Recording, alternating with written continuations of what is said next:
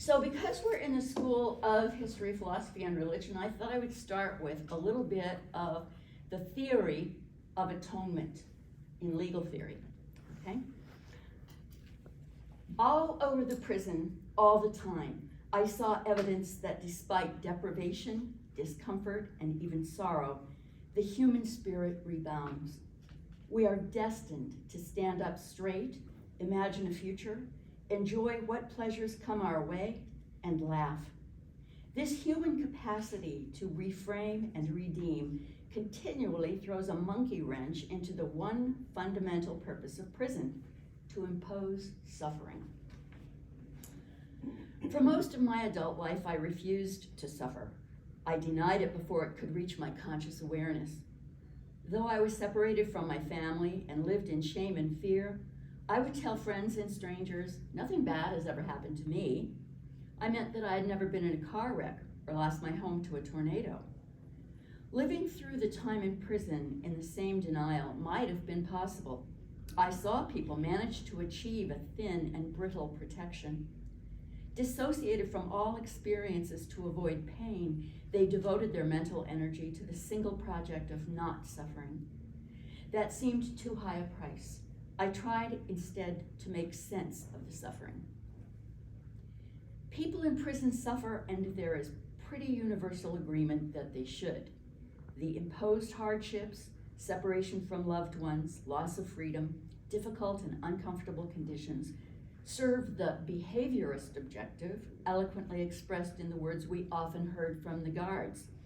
It's supposed to feel awful. You're supposed to hate it so you won't break the law again and get sent back.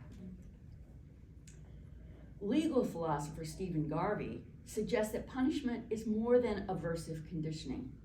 It includes as well an intent to convey social disapproval.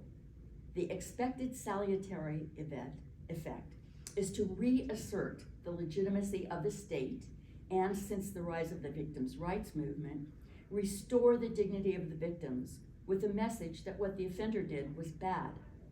These punishment objectives, he says, provide the moral justification for imposing suffering on people in prison. Contradictions beset this punishment project. How much punishment? The first guide is the length of a prison sentence, but then what counts as punishment? Who decides? The food service worker who says when they have no vegetables to serve for dinner, you're here for punishment, not for nourishment. The unit officer who begins each day with a 10-minute tirade of contempt toward the inmates. Does the punishment meter run backward if we sit on the grass and sun ourselves in late May? That seems to be the logic behind the promulgation of the rule forbidding us to sit on the grass. What happens if the objectives of punishment and rehabilitation conflict, as when the punitive instinct forces the termination of a highly effective behavior change program with meditation for cons? Too soft. What prevents that was a bad thing you did from turning into you are a bad person?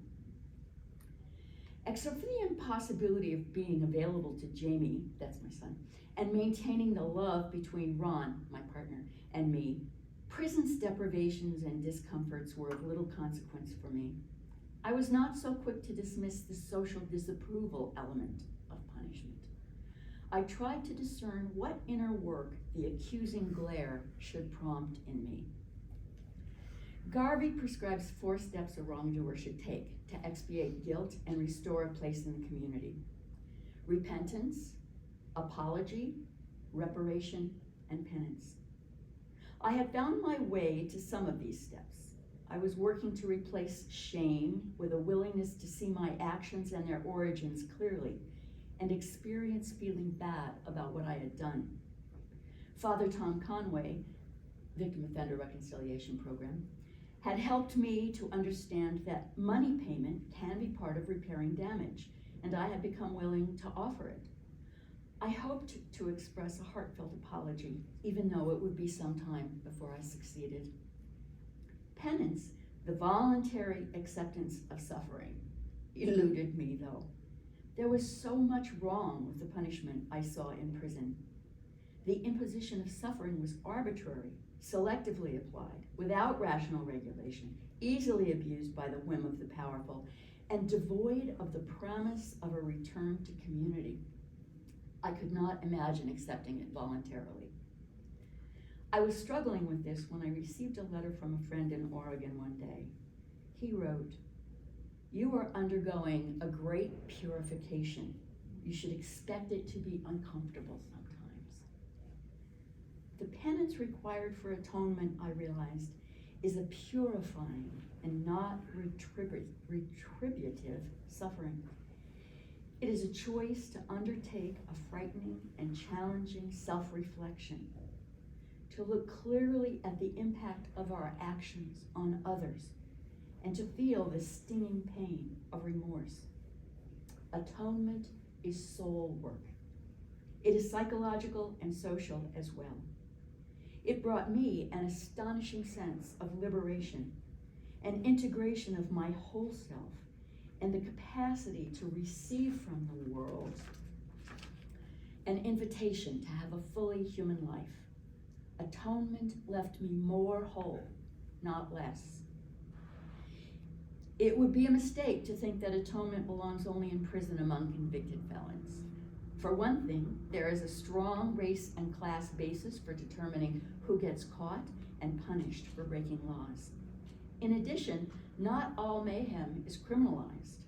In The Rich Get Richer and the Poor Get Prison, philosopher Jeffrey Ryman eloquently makes the case that most of us are far more likely to be killed in unsafe workplaces than gunned down by a stranger. More people's life savings have been stolen through perfectly legal financial shenanigans than armed robbery. These thieves have atoning to do as well. So that's a little bit about the theory. And now I want to talk about the practice in what was probably the most dramatic event of my time in prison.